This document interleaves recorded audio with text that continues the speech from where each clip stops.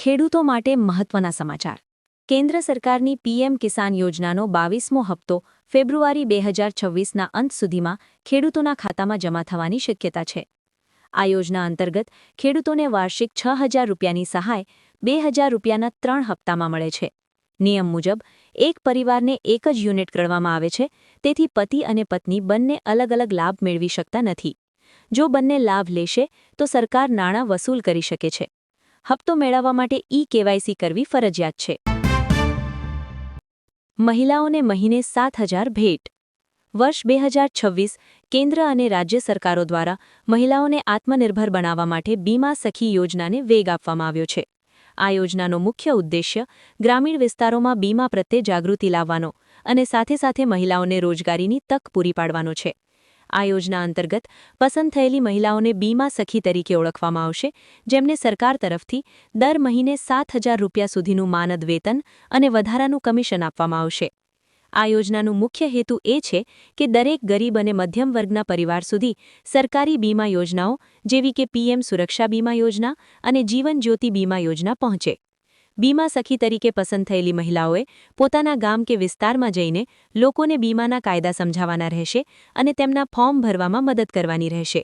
આ કામગીરી માટે સરકાર તેમને નિશ્ચિત વેતન આપશે, જેનાથી મહિલાઓ આર્થિક રીતે સશક્ત બનશે અને સમાજમાં તેમની ભાગીદારી.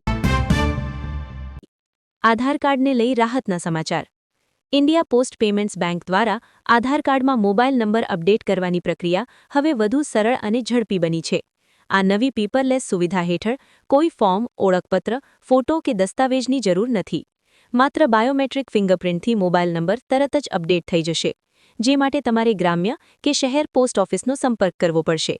આઈપીપીબીના આ કદમથી આધાર કાર્ડ ધારકોને મોટી રાહત મળશે અને સમયનો બચાવ થશે. ખાતામાં આવશે 10,000 રૂપિયા. કિસાન સમ્માન નિધિ. નાણામંત્રી નિર્મલા સીતારમણ કેન્દ્રીય બજેટ રજૂ કરવા જઈ રહ્યા છે.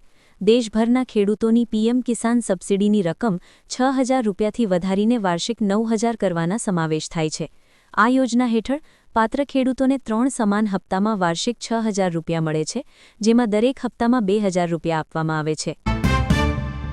ગુજરાતમાં હવે ફ્રી વીજળી. દેશમાં સતત વધી રહેલા વીજળીના દરો અને વીજ કાપની સમસ્યામાંથી સામાન્ય જનતાને રાહત આપવા માટે કેન્દ્ર સરકારે પીએમ સૂર્ય ઘર મફત વીજળી યોજનાને વેગ આપ્યો છે. આ યોજના હેઠળ વર્ષ 2026-27 સુધીમાં દેશના 1 કરોડ ઘરોની છત પર સોલાર પેનલ લગાવવાનું લક્ષ્ય રાખવામાં આવ્યો છે, જેનાથી મધ્યમ અને ગરીબ પરિવારોને મોટો આર્થિક લાભ થશે. મફત વીજળી. આ યોજના હેઠળ સોલાર સિસ્ટમ લગાવનારા પરિવારોને દર મહિને 300 યુનિટ સુધી મફત વીજળી મળશે.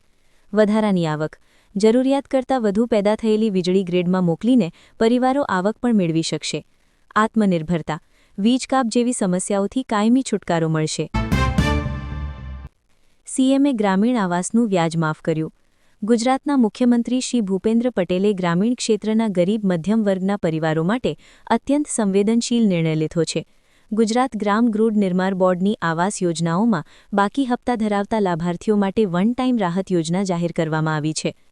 આ યોજના હેઠળ જો લાભાર્થી આગામી 6 મહિનામાં બાકી રહેલી મુદ્દલ રકમ સંપૂર્ણ ભરી દેશે તો તેમના પર ચઢેલું 2% માસિક દંડનીય વ્યાજ સંપૂર્ણ માફ કરી દેવામાં આવશે.